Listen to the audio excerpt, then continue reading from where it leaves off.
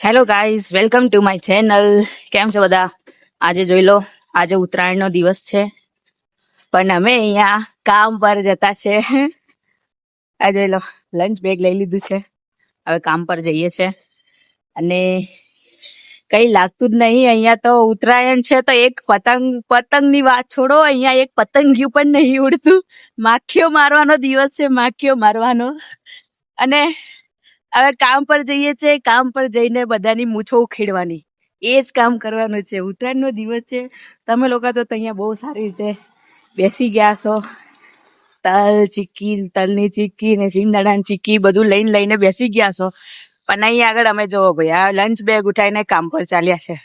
બીજું તો શું કરવાનું, એ જ છે. હવે તો ગાઈસ, અહીં આગળ ઇન્ડિયામાં આજે તો બધાને પબ્લિક હોલિડે, ઉત્તરાયણના દિવસ એટલે પબ્લિક હોલિડે બધાને.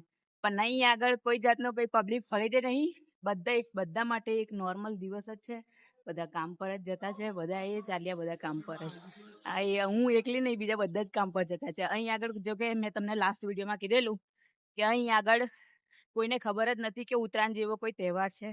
તો હવે અહીં આગળ બધા માટે નોર્મલ દિવસ જ છે, વર્કિંગ ડે છે બધા માટે. બધા કામ પર જ જતા છે. પણ આ દિવસો આવે એટલે ઓહો, ઇન્ડિયાની જે યાદ આવે, એ તો તમે પૂછો જ નહીં. લઈએ બીજા બધા દિવસે તો આપણે રહી લઈએ, પણ તહેવારો આવે એ ટાઈમે જે કાળજાના કટકા થાય, આ દુઃખ હવે કોને કહેવાનું.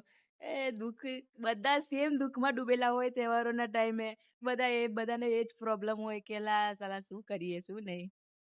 આ જોઈ લો ગાઈસ, આ અમારા તઈનું હમણાં સ્કાય છે, કેવું છે જોઈ લો. કશું તમને દેખાય છે? કઈ કાં તો કઈ નહીં. અને હમણાં તો ઇન્ડિયામાં તો કલરફુલ સ્કાય હશે, એટલું સારું લાગતું હશે. હા, એની તો કઈ વાત જ અલગ હોય.